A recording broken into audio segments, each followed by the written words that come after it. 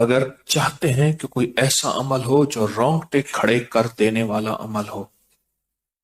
رونگٹے کھڑے کر دینے والا عمل ہو، رونگٹے کھڑے کر دینے والا عمل ہو، اگر آپ چاہتے ہیں کوئی ایسا عمل ہو، ایک بار سورت اخلاص قل هو اللہ پڑھے، صرف ایک بار، صرف ایک بار سورت اخلاص پڑھے، صرف ایک بار،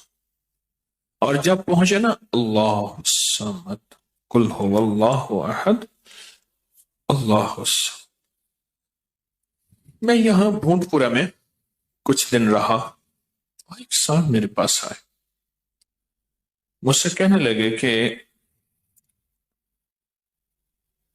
میرے اوپر کسی نے ایک ایسا کالا جن اور ایسا خطرناک جن مسلط کیا ہے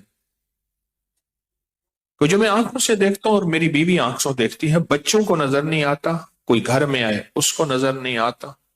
میں آنکھوں میں دیکھتا ہوں۔ کہنے لگا ایسے دیوار کے اندر چلا جاتا ہے، پھر دیوار سے باہر نکل آتا ہے، چھت کے اندر جاتا ہے اور چھت پھٹتی محسوس ہوتی ہے، ہم ڈر کے بعض اوقات ہٹ جاتے ہیں کہ چھت پھٹی ہے گر نہ جائے، پھر وہ مل جاتی ہے، پھر ایسے چلا جاتا ہے۔ وہ کالا جن ایسے چلا جاتا ہے، ایسے آ جاتا ہے۔ کہا کہ اسے کسی نے ہمارے اوپر مسلط کیا، مسلط کیا ہے، ان کے کچھ مسائل تھے، کوئی آپس میں مسلط کیے، اور کہا کہ وہ جن ایسا ہے ہمیں عبادت نہیں کرنے دیتا، تسبیح نہیں کرنے دیتا، وظیفے نہیں کرنے دیتا، اعمال نہیں کرنے دیتا، ہمارا منہ بند کرتا ہے۔ مجھے آج بھی اس بندے کے الفاظ یاد ہیں، دو اس کے ساتھ بوڑھی خواتین تھی، ایک بہن تھی، ایک بیوی تھی، بیچارہ حالات کا ستایا مارا ہوا، کچھ 60 65 کے 70 کے قریب اس کی عمر تھی۔ کہنے لگا کہ جب میں قل ہو اللہ پڑھتا ہوں تو اس کی گرفت ڈھیلی پڑ جاتی ہے، اور جب میں پڑھتا ہوں نا اللہ الصمد، تو کہا کہ اللہ الصمد پڑھتے ہی وہ ایک دم دور ہو جاتا ہے، ایسے جیسے کسی چیز کو کوئی دھکا دے اور وہ چیز دھکے سے ایک دم دور ہو جائے۔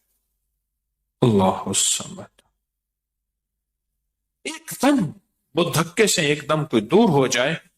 کہا کہ ایسے ہی ہوتا ہے اللہ الصمد، اور کہا کہ بس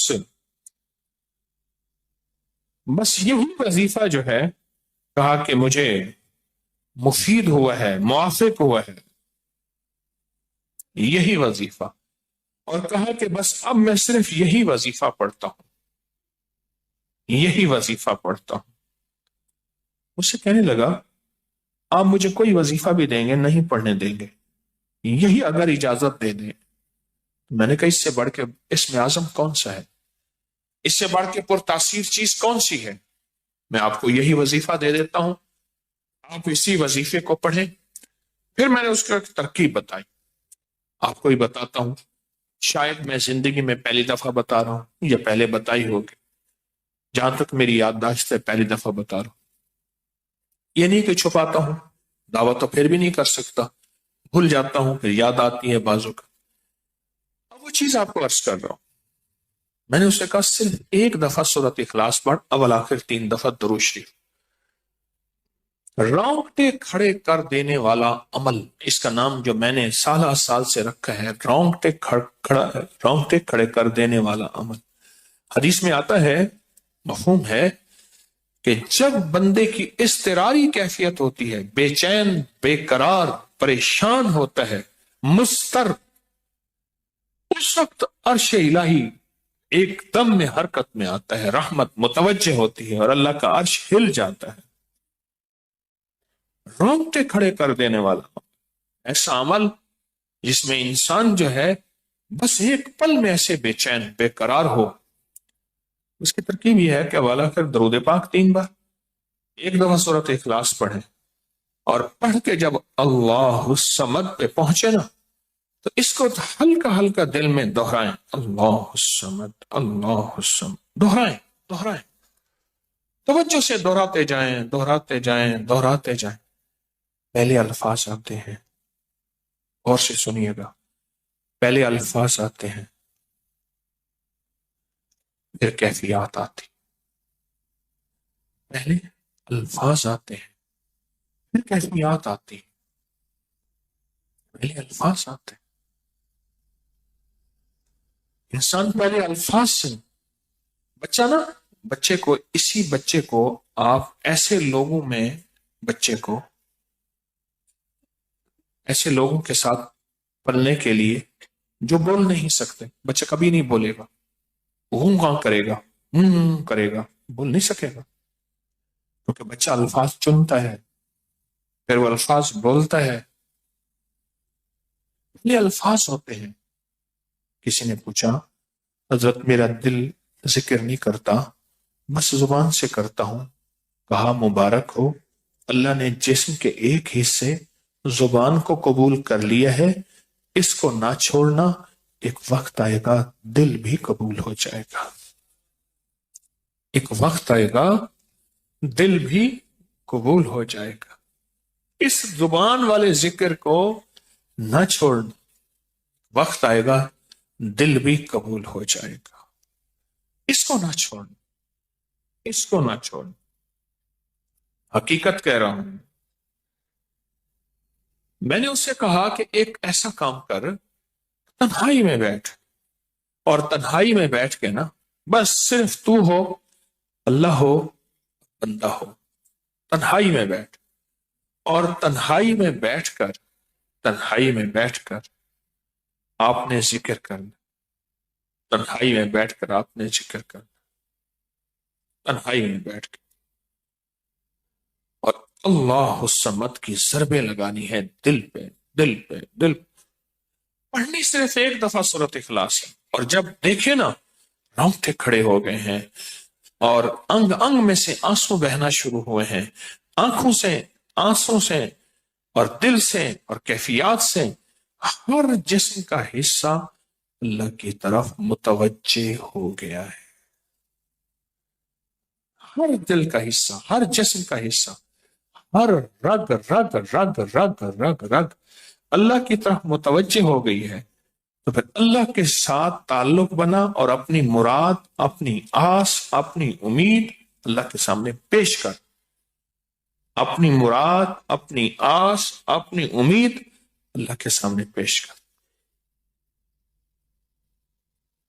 اور اللہ الصمد کو دوہرا دوہرا دوہرا دوہرا دوہرا۔ یہ جو جنگلوں میں کہتے ہیں چلا کیا فلاں بابا جی نے، پہاڑوں کی غاروں میں چلا کیا فلاں بابا جی نے،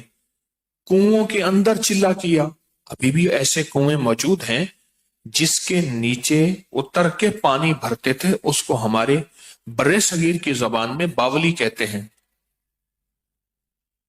اس میں نیچے جا کے پانی بھرتے تھے۔ میں نے بخارا کے اندر دیکھا، اور کئی جگہ دیکھا، ٹھٹھا میں بھی ابھی وہ ہیں، ٹھٹھا میں لیکن خشک ہو چکے ہیں، نیچے جا کے پانی بھرنا، ان کنووں کی گہرائیوں میں جا کے، تنہائیوں میں بیٹھ کے، خشک کنووں میں اللہ الصمد اور ذکر، اس کی وجہ اندر تنہائیوں میں، یا پھر کیا کیا، کہا کہ روئی کو تھوڑا سا گیلا کر، اور پیسی ہوئی کالی مرچیں اس میں ملا، اور کانوں میں ڈال کہ کوئی آواز کانوں تک نہ پہنچے۔ میری اماں رحمت اللہ علیہ کے پاس طوطا تھا، تو اس طوطے کو کلمہ پڑھاتی تھی، رات کو پڑھا پڑھا کے نا اس کے کانوں پہ موم لگا دیتی تھی، میں نے خود دیکھا، کانوں پہ موم لگا دیتی تھی کہ ساری رات اس کے کانوں میں، ساری رات اس کے کانوں میں اور کوئی آواز نہ جائے، جاگ رہے، اور کوئی آواز نہ جائے۔ اچھا، ایسا کرتے رہے کرتے رہے، میں نے خود دیکھا کچھ عرصے کے بعد اس نے کلمہ پڑھنا شروع کر دی۔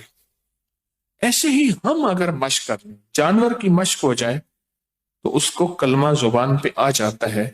اگر ہم کبھی بھی کسی جنگل ویرانے میں، کبھی گھر کی تنہائیوں میں، کبھی کہیں بھی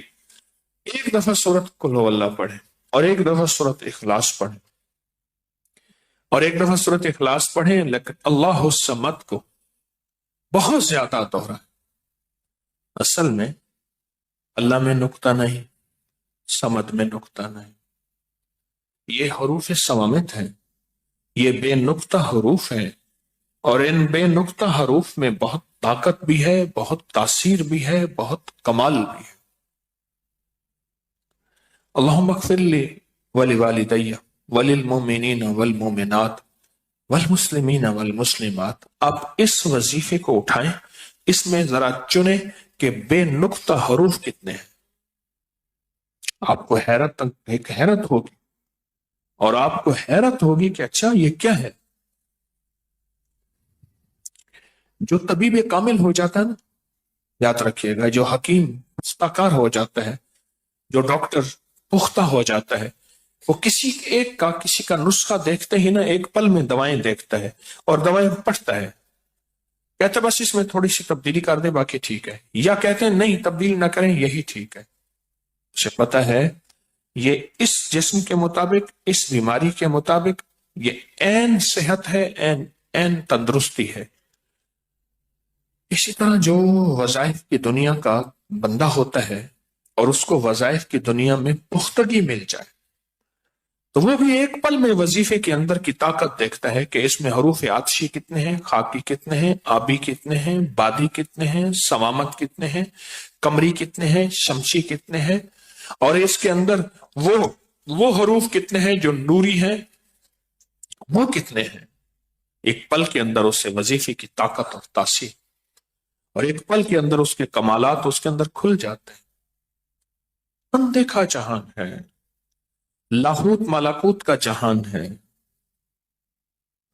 ایک صحابی حضرت معاذ بن جبل رحمت اللہ رضی اللہ تعالیٰ عنہ، وہ فرماتے ہیں کہ زندگی محدود ہے، علم لا محدود ہے۔ انہی کا فرمان،